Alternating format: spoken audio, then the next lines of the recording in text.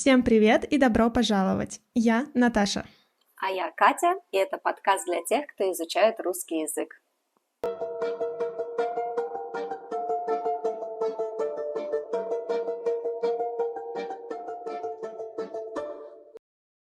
Итак, у меня есть новости для постоянных слушателей подкаста. Вы помните, что раньше со мной этот подкаст вела Ирина. Ирина приняла решение сфокусироваться на преподавании французского языка. Поэтому, если вы изучаете французский язык, пожалуйста, подписывайтесь на Иру, если вы еще этого не сделали. Ну, а у меня новая соведущая, с которой в прошлый раз мы уже немного познакомились, но еще не знаем достаточно много о ней. И поэтому сегодня, Катя, я попрошу тебя рассказать о себе. Да, конечно, с радостью, с удовольствием. Я тоже преподаватель русского языка для иностранцев. Я из России, из Перми, город Пермь. Я работаю преподавателем уже 8 лет, и у меня тоже есть блог для иностранцев, изучающих русский язык. Да, 8 лет. Это большой опыт. Расскажи поподробнее об Да. этом. Я работала и училась в университете в Санкт-Петербурге. На самом деле я работала в 5 разных университетах в Санкт-Петербурге.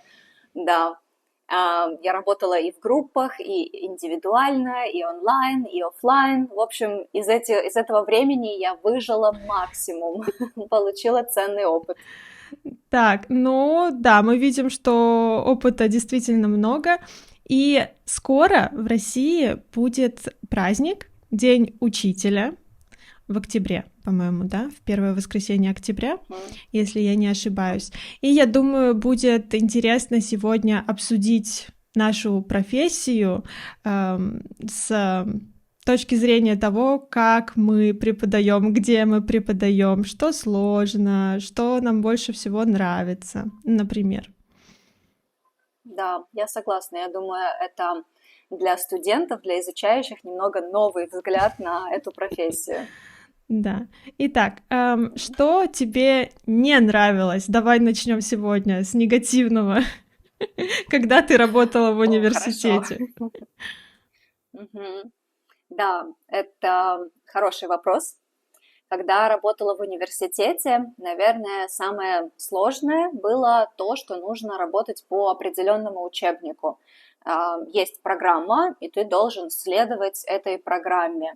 И так как программа обычно насыщенная, то есть в ней много материала, то времени для твоих интерактивов, каких-то интересных идей его почти нет. То есть какой-то свободы построения урока ее мало. Да, но у меня нет опыта преподавания именно в университете или в какой-то даже, может быть, просто обычной частной школе, но я прекрасно понимаю, что это значит, когда мы должны следовать какому-то плану, и в чем плюс работать на себя и индивидуальных занятий, это то, что ты можешь сама, ну или сам, выстраивать этот план и, может быть, добавлять более релевантный материал для ученика или убирать, наоборот, то, что, да, мы должны изучить, но, может быть, это не самый полезный материал конкретно для этого ученика.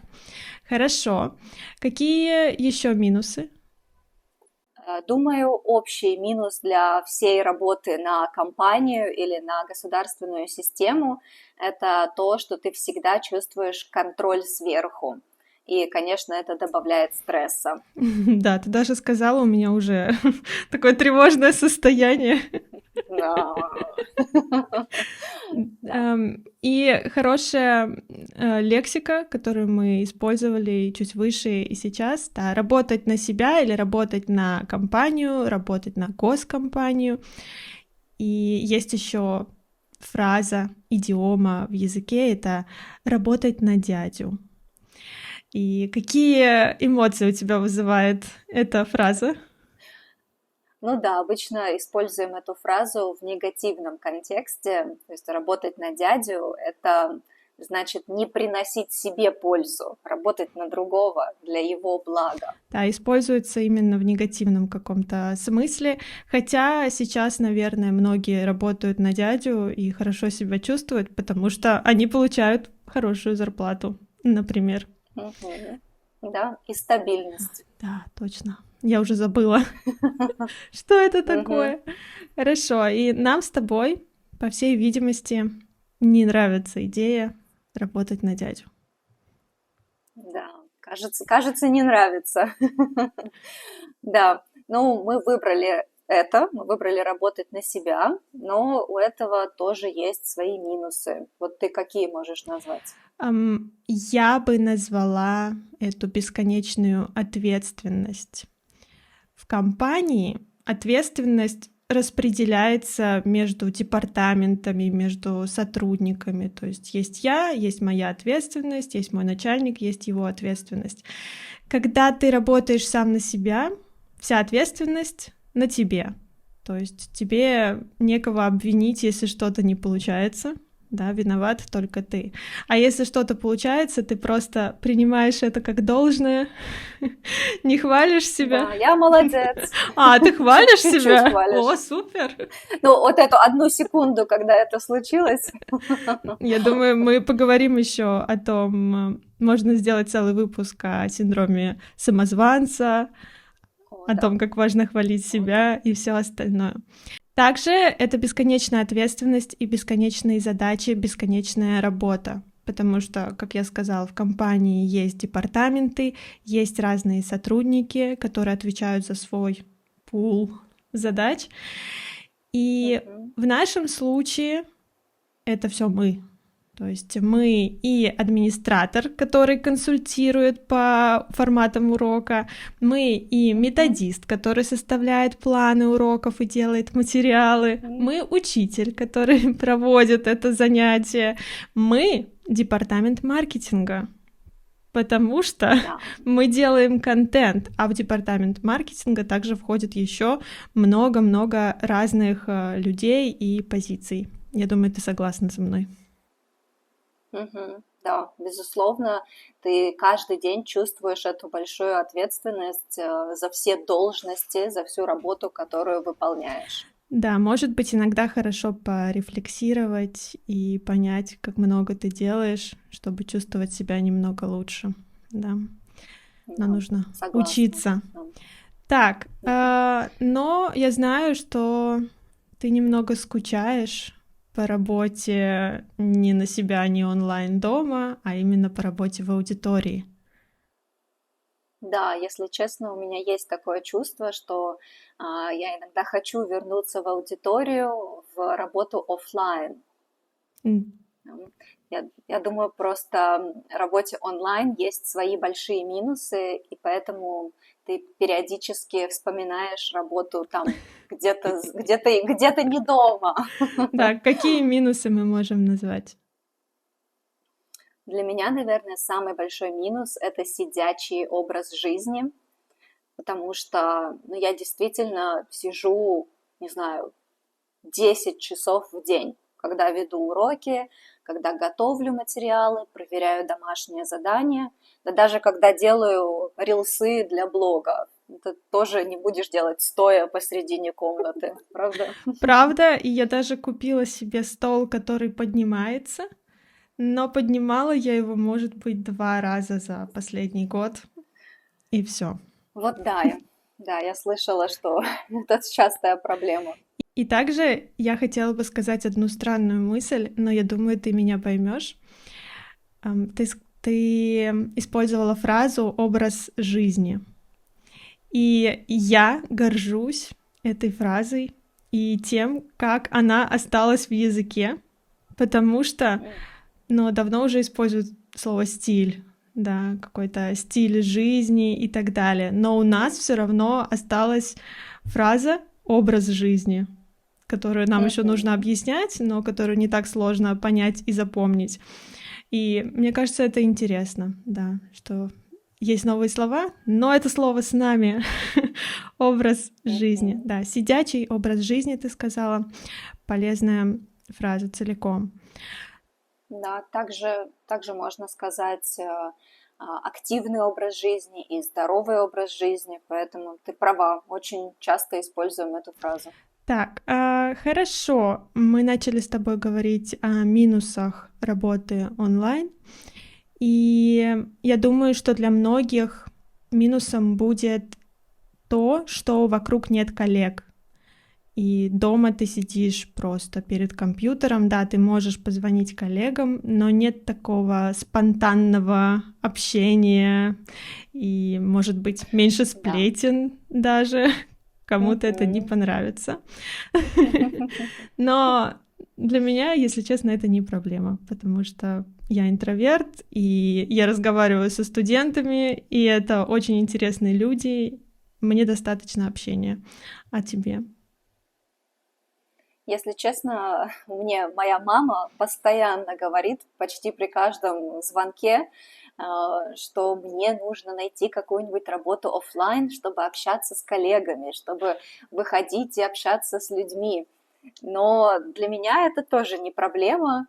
Мне кажется, вообще найти хороших, нетоксичных коллег и коллектив – это вообще большая удача, и поэтому иногда спокойнее и лучше для ментального здоровья быть просто без коллег и работать на себя дома спокойно. Да, я согласна. Иногда, ну, часто коллеги добавляют положительного опыта, но также есть коллективы, которые добавляют стресса, какие-то драмы. Да, мне они тоже не нужны. Я согласна. На самом деле, когда говорим про работу учителя, есть еще две важные разные группы, две разные категории. Это работа в группе, когда много студентов, и работа индивидуально. Вот у тебя какой формат чаще У встречается? меня именно индивидуальный формат. И, но в разговорном клубе, например, у нас группа, это как групповой урок, Мгм.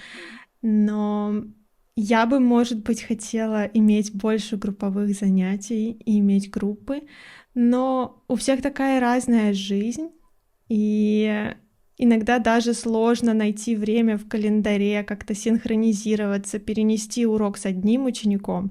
И я просто боюсь этих больших проблем, которые будут добавлять мне стресса, поэтому у меня нет групповых занятий, кроме разговорного клуба. А у тебя?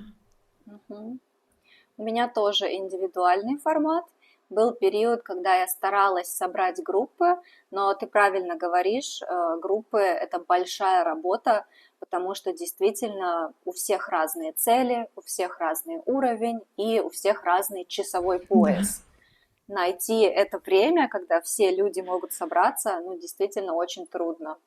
Поэтому я предпочитаю индивидуальный формат. Да, но если бы у нас был администратор, который как раз взял бы на себя организацию, то, может быть, было бы легче просто прийти, подключиться, провести урок, потому что в формате группы можно провести много интересных, как это сказать, игр, каких-то тоже ролевых игр, например. Мне кажется, это хорошо, это полезно, это весело тоже, Мгм. но, к сожалению, минусов, мне кажется, больше.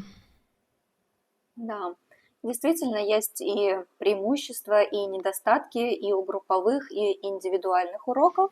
Но вот когда я работала в группах в университете, большим плюсом была динамика, потому что все люди общаются, у них есть стимул больше говорить, но действительно там ты не можешь уделить 100% внимания каждому студенту, и иногда некоторые студенты не успевают изучать тот материал, который ты предлагаешь. Но для некоторых учеников, студентов это хорошо, когда ты не можешь уделить 100% своего внимания, потому что многие боятся, и многие предпочитают именно групповой формат, потому что там ты можешь отвечать по мере возможности, да, что учитель не 100% будет смотреть на тебя, а может, спросит кого-то другого. Ну, я понимаю. Для меня, как для изучающей иностранные языки, такой формат не подходит, потому что я хочу, чтобы это время было моим, и я практиковала. Но я понимаю, что для многих это тоже стресс, и они хотят как бы учить, но, может быть, не такими быстрыми шагами, да, но все равно получать какой-то новый опыт, да, и знания, и общение с другими людьми. Почему нет? Отлично. Да, да. Поэтому здорово, что сейчас такое время, когда есть разные форматы, и каждый может выбрать то, что ему по вкусу. Почему нет? Да, согласна. Вопрос недели. Вы работаете на компанию или на себя? Вы работаете офлайн или онлайн? Какой формат работы вам нравится больше? Спасибо, что прослушали или просмотрели этот выпуск до конца. Становитесь патронами нашего подкаста, получайте скрипт каждого эпизода, доступ к закрытому чату в Телеграме, а также место в разговорном клубе. Все детали в описании. Пока-пока. Пока-пока.